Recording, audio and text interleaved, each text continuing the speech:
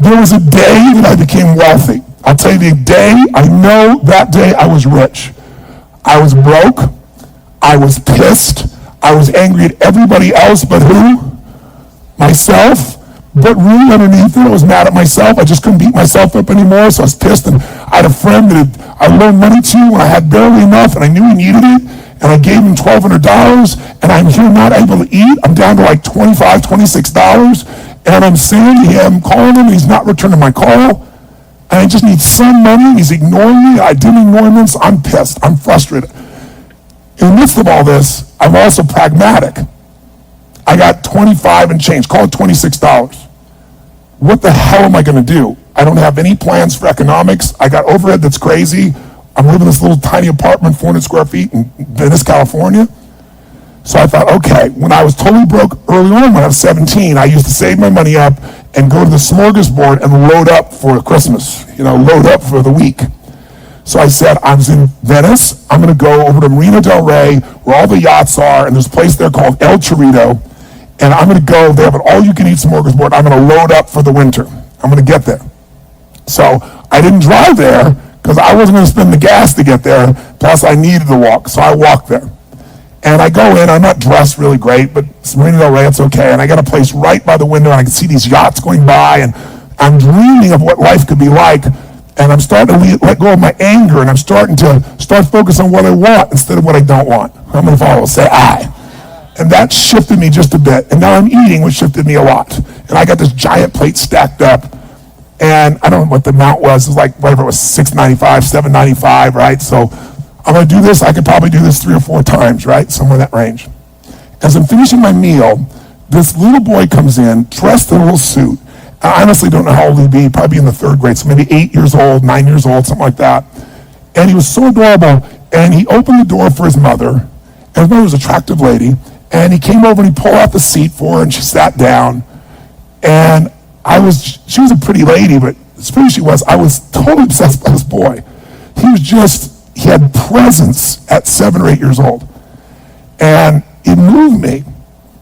I don't know why, it moved me. And I thought, this kid is like pure. I want him to always be this way. He's such a good kid. He's a giver. So I got up and I paid for the meal, and whatever it was, $6, $7. So now I've got whatever left, $17, $18, $19. And I walk up to this little boy, and I said, excuse me. And I said, I just want to acknowledge you for being such an extraordinary gentleman. I said, I saw the way you treated your lady, how you opened the door, how you pulled the chair out. I said, that's class. I said, my name's Tony, what's yours? I don't honestly remember his name, Charlie or something. And he looked up at me and I said, Charlie? I said, that's amazing, taking your date out for a lunch like this. He goes, well, actually, she's my mom. And I said, that's even more cool. And he said, oh, but I'm not taking the lunch because I think he said he was 8.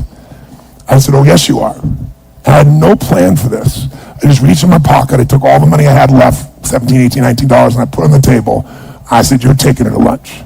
He looked up at me and he goes, I can't take that. I said, sure you can. He said, why? Because I'm bigger than you are.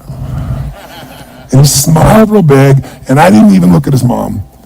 I just turned and walked away. And I didn't walk out of that door. I flew home. I should have been freaking out. How the f*** am I going to eat? But I didn't. I flew because something inside of me had finally got past scarcity. Had finally realized there's something inside of us more than our limits, especially around this thing called money, that I had let terrorize me. And I got home, and the mailman came that day, and I had no idea I was going to have my next meal. And a letter comes, and it's from the guy I loaned the money to. A handwritten note saying, I've been avoiding you. It's wrong. I'm so sorry. You were there when I needed you. Here's what I owe you plus a little bit more. And the $1,200 was there plus another $100 for the time that I had to take care of it. And for me, $1,300, that was enough to run my show for a month or 2. And I cried. And then I decided, what does this mean? And I thought, this means that whenever you give, it's always going to come back, so you don't have to ever think about that again. Just give. And the rewards will be greater than you can ever imagine. I don't know if that's coincidence, but I decided to believe that day was a blessing when I became rich. And I can tell you honestly, I've had tough days in my life, economically, emotionally, like all of us.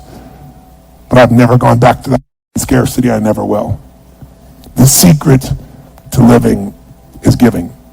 Do it when you don't have it, and I promise you, scarcity will leave your life.